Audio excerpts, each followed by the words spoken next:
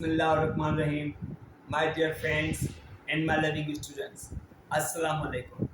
आज मैं आपको एक न्यू यूट्यूब वीडियो में दिल की गहराइयों से वेलकम करता हूँ।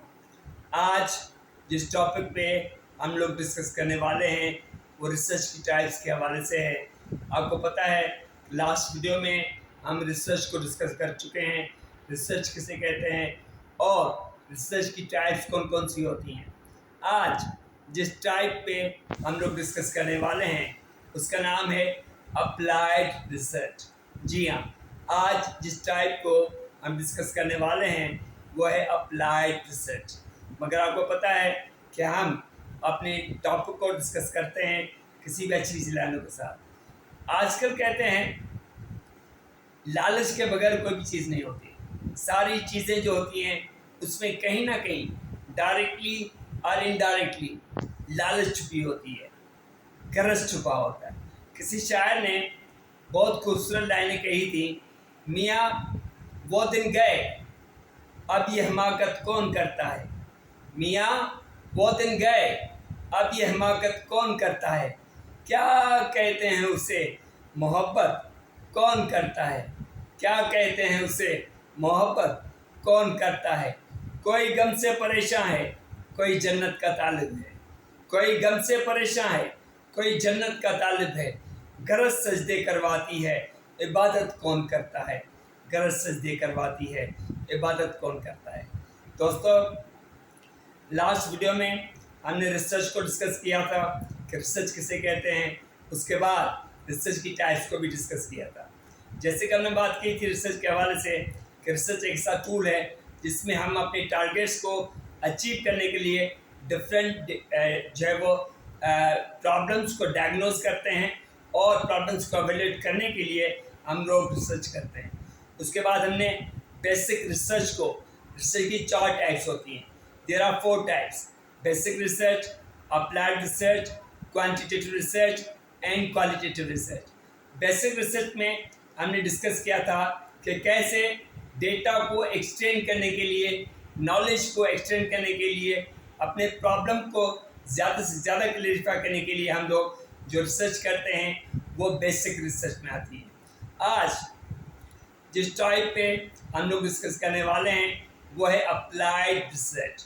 जी हाँ, ऐसी रिसर्च जो कि लॉन्ग टाइम के बाद जब उस पर काम हो, उसको एनालाइज किया जाए और फाइनली वो रिसर्च एक थ्योरी की शक्ल में बन जाए और लोग उसको अप्लाई कर सकें। ऐसी टेक्निक्स जो कि लॉन्ग एफर्ट के बाद उस पर जब स्टडी होती है फ्रॉम मल्टीपल डायमेंशंस और वो रिसर्च आपकी प्रूव रिसर्च होती है और वो अप्लीकेबल फॉर्म में आ जाती है।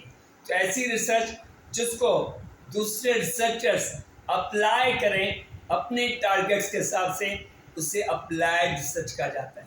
जी हाँ, अप्लाइड रिसर्च क्या होती है कि ऐसी डिफरेंट थ्योरीज, प्रूवन थ्योरीज, जी हाँ, यहाँ पे प्रूवन थ्योरीज की बात हो रही है कि लोग लॉन्ग एफर्ट के बाद जब लिटरेचर को स्टडी करते हैं, उसके बाद डेटा को एनालाइज करते हैं, उसके बाद अपनी एक थ्योरी देते हैं या अपना एक आइडिया देते हैं, फिर वो आइडिया अप्लीकेबल मोड में आ जाता है।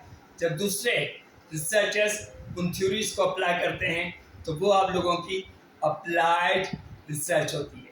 तो अप्लाइड रिसर्च आजकल बहुत इम्पोर्टेंट है क्योंकि बेसिक रिसर्च में हम क्या करते हैं, रिसर्च को एक्सटेंड करते हैं। बेसिक रिसर्च इनिशियल मोड होता है रिसर्च का, मगर अप्लाइड रिसर्च इनिशियल मोड नहीं होता क्योंकि यहाँ पे हम लोग दूसरों की, बड़े बड़े थ्योरिस्ट की, बड़े बड़े साइंटिस्ट की, बड़े बड़े रिसर्चर्स की थ्योरीज को हम अपने पास अप्लाई करने की कोशिश करते हैं और उन थ्योरीज को देखते हुए हम अपने आइडियाज़ को डिज़ाइन करने की कोशिश करते हैं।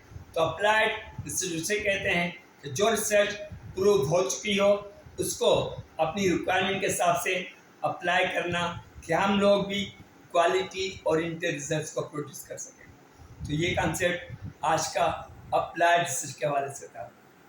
आई होप कि आप लोग बेसिक रिसर्च को भी समझ गए होंगे और अप्लाइड रिसर्च को भी समझ गए होंगे। तो आपको पता है जब हम अपनी बात को ख़त्म करते हैं तो किसी भी 2 लाइनों के साथ ख़त्म करते हैं। किसी बंदे ने कहा था, बड़ी खूबसूरत लाइनें कही थी। उसने कहा था, अजीब शख्स है, फूलों को देखता है तो रोता है।